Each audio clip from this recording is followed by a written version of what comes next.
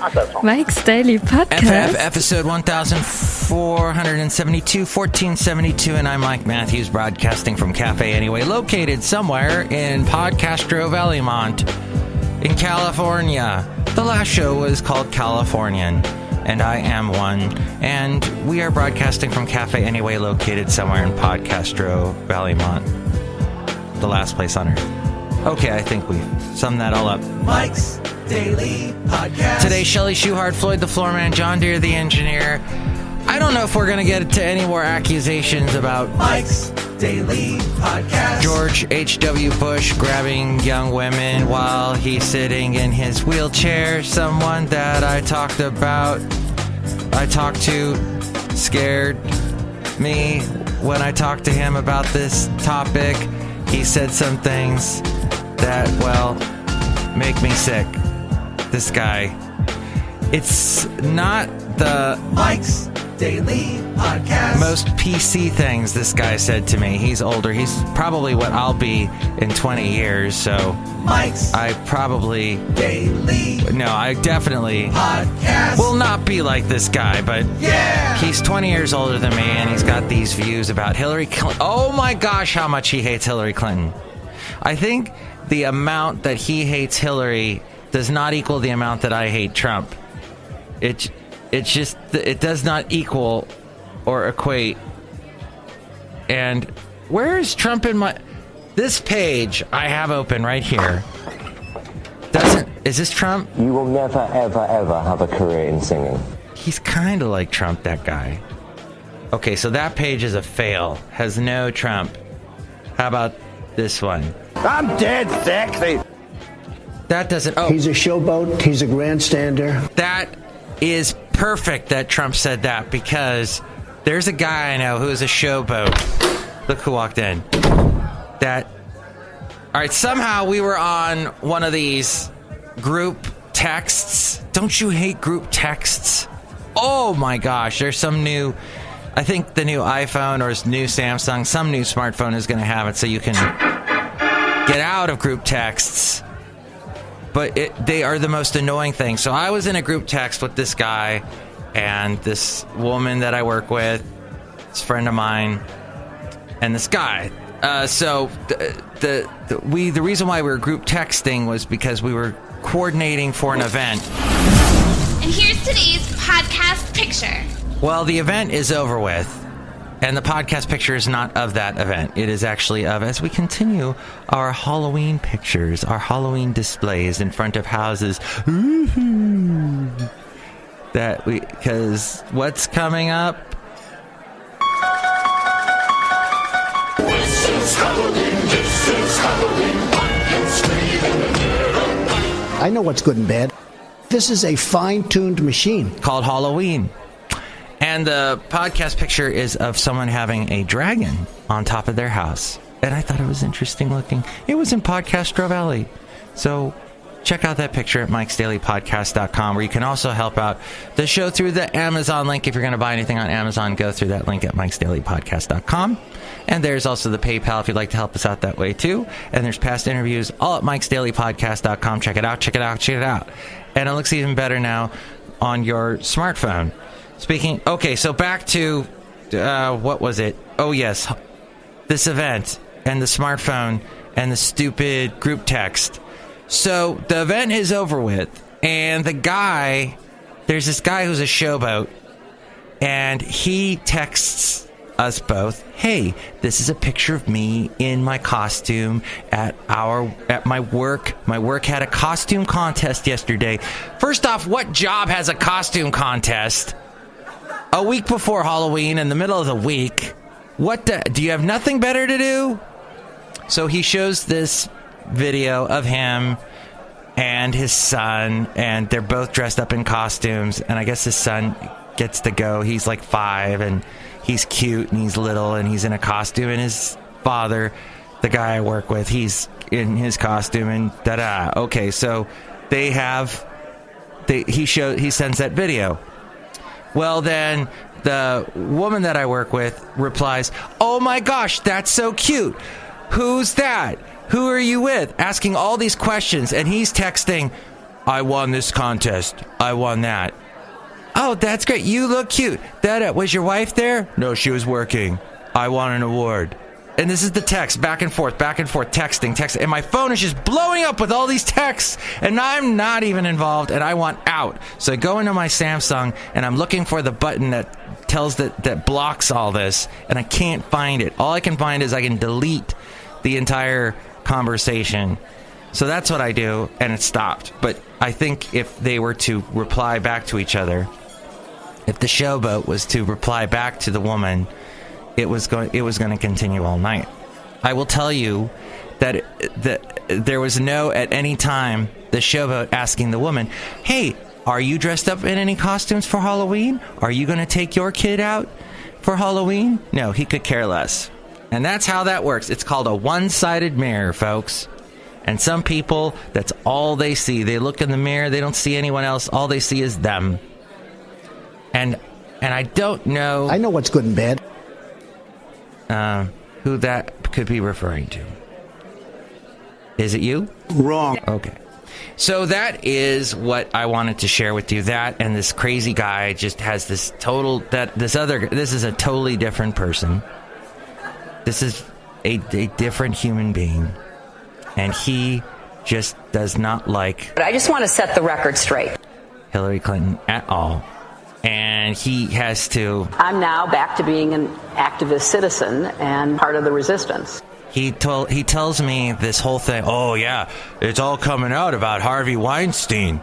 And he is best friends with Hillary. And, there was a big collusion going on with him and her and Obama. And it was them that created this whole thing about the Russians. And so that's what it's all a lie. I appreciate that. That's not even funny. And so and I go, oh, okay, did you get this same, and I actually said this, did you get this from the same source that said that Hillary was in charge of a sex ring out of a pizza shop? He goes, oh no, that was off of Anthony Weiner's emails. Ugh. When he tells me these things, I just smile and nod. Because I know later on that information, it gets trapped in this net in the back of my head, and later I have to dissect it all and go, what? No. Say what? No. No. So that is what I call people that I work with, and interesting people. I work in an interesting business with interesting people. So that is the podcast pictures of the dragon on top of a roof. Hey, let's look at this interesting bit of news. I did see something briefly. Oh, by the way, if you go to Bing today, they got this crazy thing where you can click on... There's these... It's like you're looking at someone's scary house with their scary old pictures. And all of a sudden, one of the pictures, the people in them turn into zombies. And so that's what that sound effect was. What happens when you click on this guy? Oh, each picture, when you click on, they do something weird. Oh, that guy just blew out the candle. And he turns into a werewolf. And he scares all the other pictures away. That's lovely. This is hours of entertainment, and there's like 6 pictures. I'm going to click on the one with the 3 women, and this looks like an old sepia tone shot. Oh, they turn into witches! Oh, that's wonderful. And, oh wow, and they just turned the other pictures into frogs. And spiders. And the frog ate the... Okay. So, yeah, you can find that on Bing today. You're welcome. But one of the stories I saw had to do with... Oh, the music continues. A seal blocks a runway on an airport? Oh. There's a third accuser about George Bush. Oh, yeah, and that was my whole point, was this guy who was going on and on about Hillary and pizza shops. He was saying that this is all lies about H.W. Bush. But now Christina Baker Klein, she described the incident in a Slate op-ed, saying it took place at the Barbara Bush Foundation for Family Literacy fundraiser. You want to know my favorite book? She recalled Bush telling her as he leaned closer to him for the photo, which she and her husband standing on either side of Bush's wheelchair. President Bush put his arm around me, low on my back. His comic timing was impeccable. Oh, and he did the David Copperfield thing. And gosh dang, so that's the third person. Is this person telling the truth? Should we give her the benefit of the doubt? I don't know, but she was born in 1964, so Christina Baker Klein is older than me. So it's not just the young 30-somethings that George W. Bush is doing this to, apparently. Well, I can't confirm or deny it, but this story was in the Hill, and you can make of it what you will. But the big news, we kind of got into a little bit yesterday, but they hadn't come out yet. That would be the JFK files about the John F. Kennedy assassination. Trump ordered the release of more than 2,800 records. This was yesterday, but bowed to pressure from the CIA, FBI, and other agencies to delay disclosing some of the most sensitive documents for another 6 months.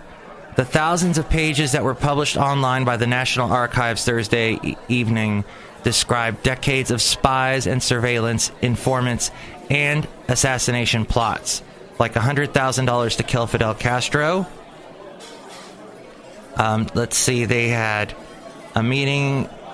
FBI describes a meeting in which Cuban exiles tried to set a price on the head of Fidel Castro, also Raul Castro, and Che Guevara.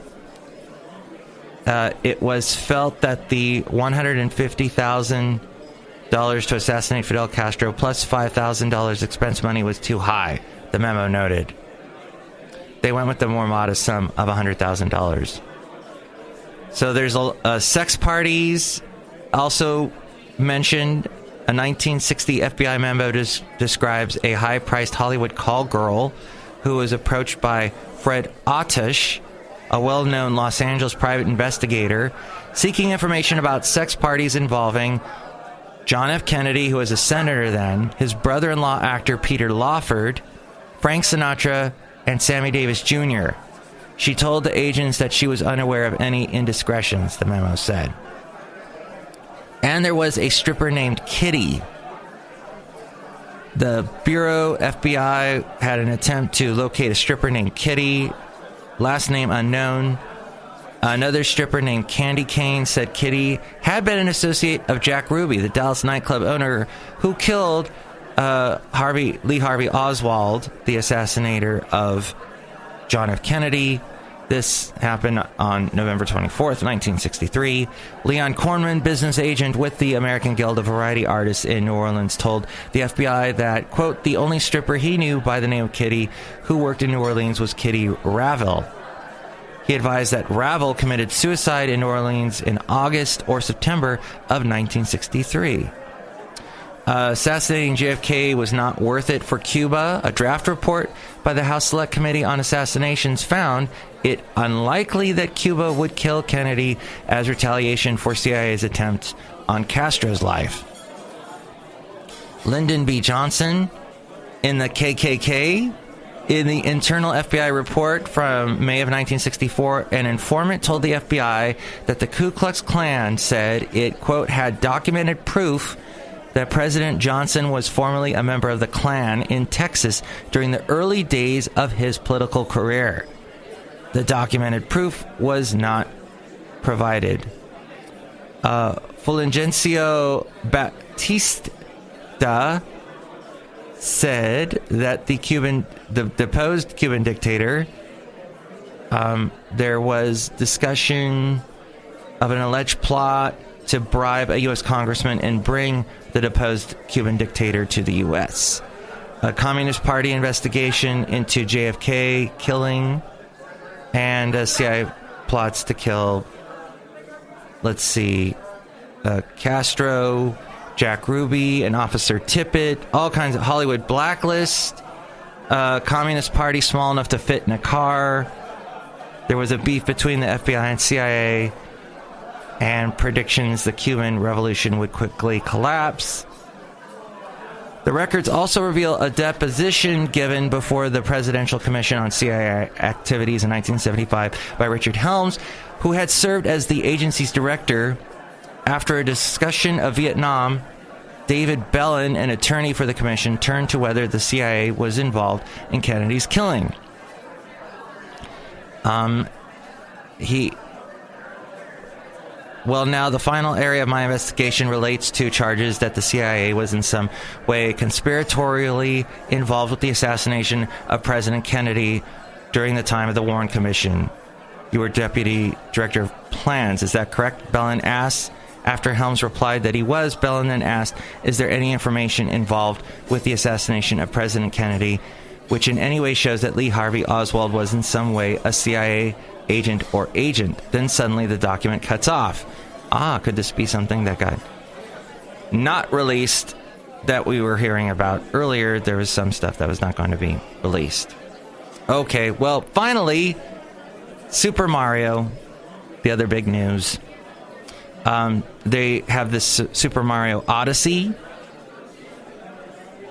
Nintendo is getting universal praise for The Legends of Zelda Breath of the Wild with Super Mario Odyssey, both of which now stand among the best reviewed games of all time. Reviews for Odyssey went live today, and the game is ticking off an absurd number of perfect scores from outlets across the blogosphere. Could this be a game that Mike actually plays? One of the few games? Who knows?